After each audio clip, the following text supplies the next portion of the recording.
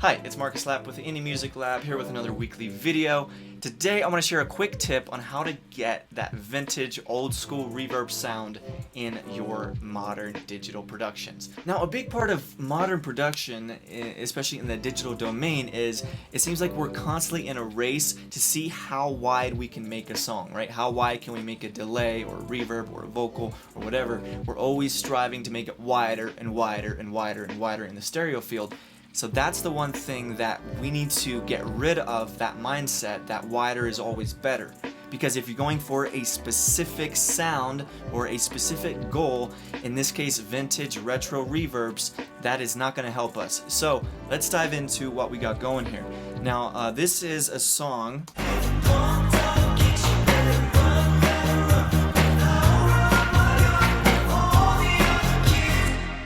So this is my remake of Pumped Up Kicks, which I did a whole video on how I remade this. Link in the description below to check that out. Now this isn't the exact reverb that I used for that remake, but it's pretty close. Alright, so let's go ahead and take a look at what we have going here. So the lead vocal is being sent to this lead vocals bus. So this is the lead vocals right here, and we have a plate reverb set up on this effects channel over here. So this is what we're going to be focusing on right here. We're sending the lead vocal to this effects channel with a reverb on. So the first plugin on this chain is obviously a reverb. This is a stock reverb in Studio One.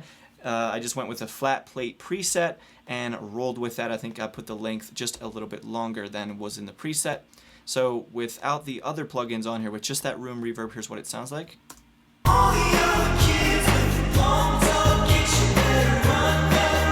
It sounds okay, but it's too dominant. It takes up too much of the space in both the frequency range as well as the stereo field. So we want to narrow that down. So the first way we're going to narrow this sound down to a more precise quality is by throwing what I'm calling the bowl cut EQ.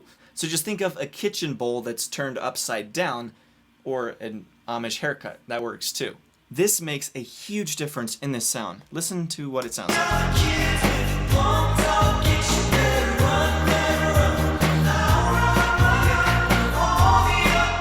It focuses it, it narrows it, so it's not, you don't have all those low frequencies on the reverb channel. You don't have all those super high frequencies either. And notice how much of a cut I'm doing here. I'm going all the way up here past 500 Hertz on this low cut, so it's cutting away all this range over here, which is especially crucial when you're talking about a prominent reverb in a song.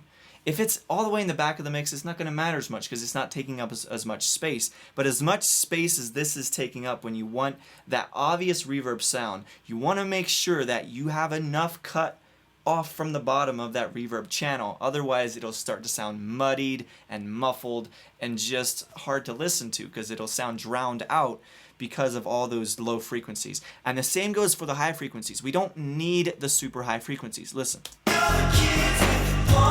It sounds too crisp because we're going for a retro old school reverb sound, right?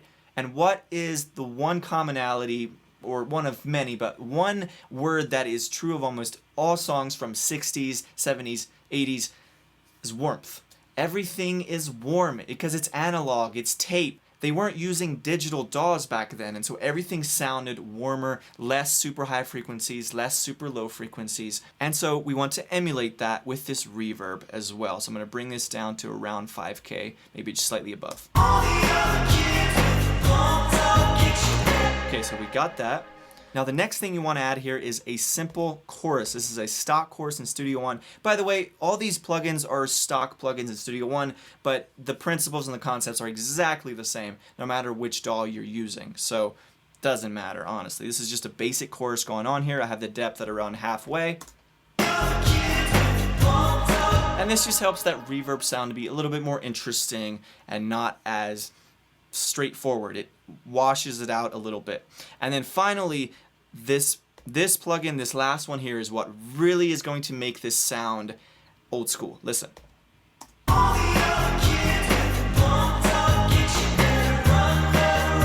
You hear that? That makes a huge difference. What did we do there? One simple thing.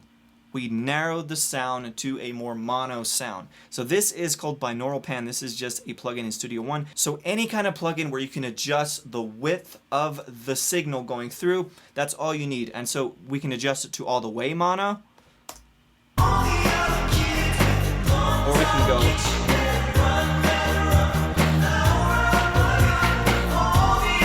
Remember what I said at the onset of this video about us modern producers have become obsessed with making things wider and wider and wider and wider? This goes against the grain, but if you really want to implement an old school retro reverb sound, you at least try putting on a super mono reverb signal to where it's not so wide and spread out and not so washed out, where it has more of a focused clarity down the middle. Now, if I was mixing this song in particular to be released, let's say, I probably wouldn't want it completely mono just because of how loud the reverb signal is and how much of a prominent effect the reverb has. So I would want to widen it up a bit where it's not completely mono, probably around 9 or 10 o'clock here. But I wouldn't want it completely wide because listen.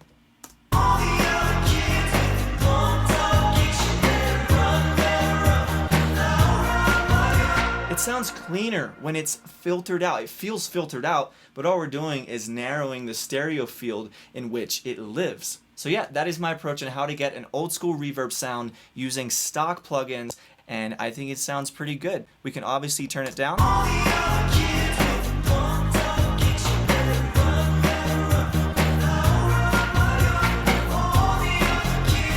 Alright, thanks so much for watching. Now, if you enjoyed this video and you want to learn more about music production and vocals, I've got a gift for you. So I have a 3-step EQ system that I use on almost all the vocals that I do.